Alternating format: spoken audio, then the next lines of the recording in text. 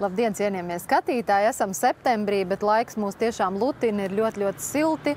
Un salīdzinot ar pagājušo gadu, kad jau septembrī mēs uzsākām Līvānos apkures sezonu, tad pagaidām par to vēl neviens nerunā, visiem ir labi, ir komfortabli dzīvokļos.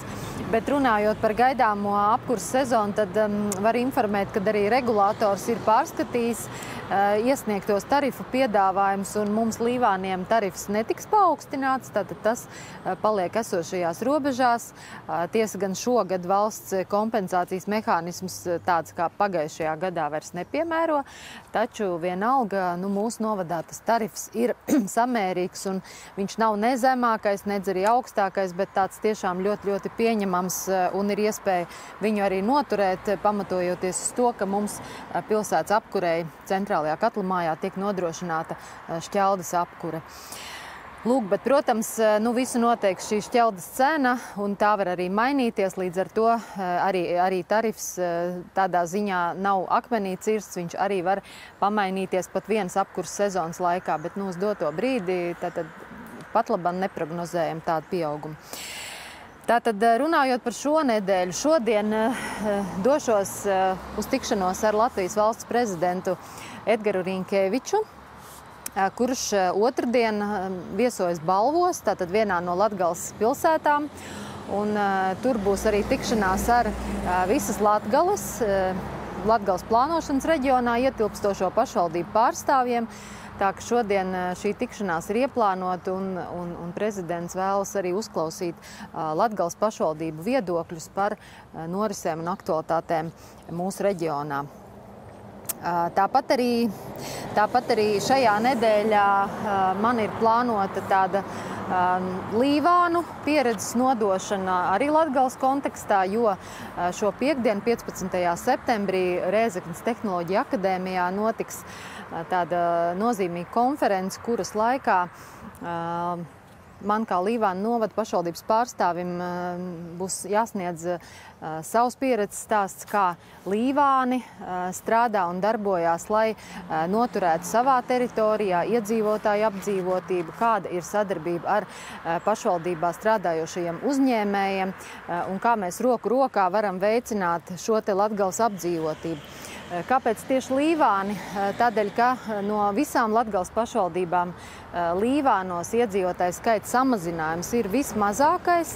Tātad mēs varam teikt, ka mūsu pašvaldībā tomēr iedzīvotāju skaits ir samērā noturīgs. Protams, tas visā Latvijā sarūk, izņemot Pierīgu, taču no visas Latgales Līvānos vislēnāk. Un arī, ja mēs skatāmies pēc pilsētu iedzīvotāju skaita, pēc pilsētu apjomiem, tad patiesi Līvānu pilsēta ir samērīga savā lielumā, līdzvērtīga, piemēram, Balviem, Madonai, Alūksnei, lielāka par Smilteni un Preļiem un daudziem citiem reģioniem. Tā kā šis te pilsētas dzinējspēks ir samērā liels, un arī tas, ko dod darba iespējas mūsu pilsētā, tas ir ļoti nozīmīgs faktors, lai šī iedzīvotāja mobilitāte būtu pievilcīga un cilvēki brauktu strādāt šeit uz Līvāniem, brauktu dzīvot šeit uz Līvāniem. Un tad kopīgi roku rokā gan uzņēmēji, gan arī pašvaldība mēs raugāmies uz šiem procesiem un cenšamies viņus arī ietekmēt, lai mūsu iedzīvotāju skaits, ja nepalielinātos, tad vismaz saruktu pēc iespējas lēnāk. Un tas ir ļoti daudz faktoru, tāds kopdarbs, kas ir arī kopīgiem spēkiem jārealizē. Par to arī piekdien stāstīšu Rēzeknē. Un šī konference būs vairāk vērsta uz to, lai kopīgi raudzītos uz nākotnes perspektīvu, kādu mēs vēlamies savu Latviju, savu Latgali laika periodā līdz 2030. gadam. Bet, kā jau minēju, cāļus skaita rudenī, un rudens ir pienācis, un rudens ir tāds ražas laiks, ne tikai dabā, ne tikai savos dārzos, bet arī mūsu pašvaldībā, un pēc ilgāka pārtraukuma, ko bija ieviesis Covid laiks, šogad mēs aicinām pieteikt gada balvai kultūrā. Mūsu novada kultūras darboņus, un es gribētu teikt, ka to ir daudz, un ļoti gribētos, lai mēs visu šo kultūras lauku varētu pārskatīt, varētu izvērtīt un varētu arī labāko veikumu noteikti prezentēt un atzīmēt, jo ir izdotas gan grāmatas, gan muzikālie diski un albumi, gan ir notikušas dažādas kolektīvu nozīmīgas jubilejas un sasniegumi. Tā ka tiešām mums ir ar ko lepoties un ir ko pārskatīt.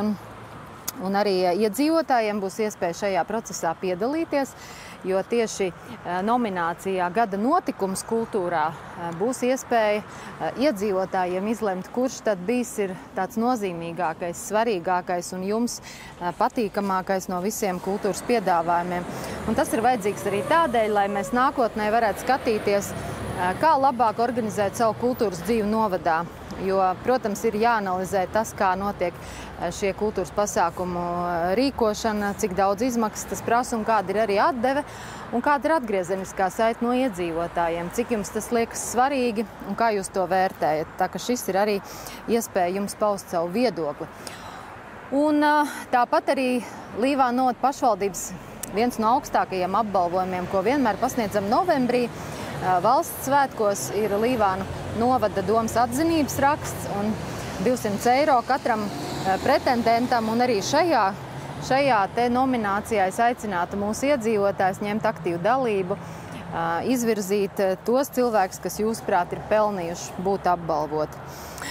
Runājot par uzņēmēju darbības atbalstu, es jau šodien ieskicēju mazliet šos virzienus, bet mums tikko ir noslēdzies arī ikgadējais uzņēmēja atbalsta konkurss Līvānu novads var, un 5 uzņēmumi ir saņēmuši pašvaldības grantu palīdzību, lai viņi varētu savu biznesu labāk attīstīt. Un ar šo atbalstu varēs, tā teikt, atspērties gan koka rotaļlietu ražotāji mūsu novadā, gan tiks iegādāts šūšanas aprīkojums kādā no uzņēmumiem, tāpat arī urbju asinātājs, vingrošanas inventārs un arī zirgu pārvedāšanas treileris. Tā ka 5 uzņēmumi ir ieguvuši šo atbalstu. Atbalsta apjoms bija līdz 2000 eiro, un tas ir atkarīgs no tā, kāds iekārtas tiek iepirktas, tāds ir arī šis te atbalsts. Un tāpat es gribētu aicināt mūsu novada iedzīvotājus, uzņēmējus arī varbūt pavērtēt, kuri mūsu novadā ir tie uzņēmēji, kuriem mēs vēlētos pateikt paldies arī tādā reģionālā nozīmē, jo 8. novembrī Rīgā jaunajā teikā notiks Latgales dienas. Un, ja atceraties, tad aizvadītajā gadā tādu ļoti nozīmīgu nomināciju ieguva mūsu optiskās šķiedras ražošanas uzņēmums, bet arī šajā gadā ir iespēja izvirzīt mūsu uzņēmumus, un ne tikai uzņēmumus, bet arī amatniekus, mājražotājus, turismu pakalpojumu sniedzējus, uzņēmējus, reemigrantus, lauksaimniekus.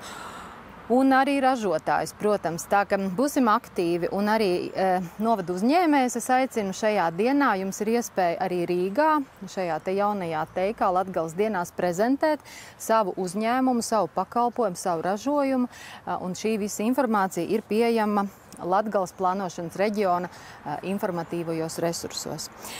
Bet noslēdzot šodienas savu runājamo daļu, es tikai atgādināšu, ka joprojām ir vairākas vakances. Mēs aicinām arī uz mūsu novadu strādāt un, protams, arī dzīvot. Pirmkārt, gribu teikt, ka ļoti aktuāls ir sociālā darbinieka vakances. Tātad patiesi aicinām arī tos, kas dzīvo citos novados, izskatiet šo iespēju. Līvānu novada pašvaldība ir gatava nodrošināt ar īres dzīvokli tos, kas vēlēsies pie mums strādāt. Un te patiesi ir ko darīt un ir laba vieta dzīvošanai. Tātad gan sociālais darbinieks darbam ar ģimenēm, gan būvvaldes speciālists šobrīd ir vakanta amata vieta, tāpat arī galvenais ekonomists tiek meklēts, un arī darbam ar izglītības iestādēm galvenokārt digitalizācijas un informācijas tehnoloģiju mentors. Un tāpat arī šobrīd ir vakanta fizioterapeita vieta Līvānu bērnu un jaunatnes sporta skolā. Tā ka lūdzu piesakieties šīm te vakancēm. Un noslēgumā aicinu visus svētdien.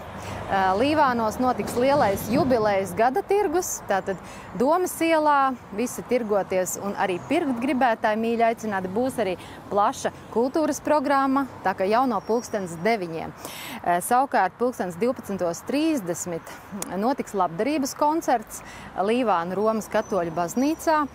Jo, kā zinat, baznīca nav bez mūzikas iedomājuma, nav bez ērģelēm iedomājuma, un šajā labdarības koncertā draudze vāks līdzekļus baznīcas ērģeļu remontam.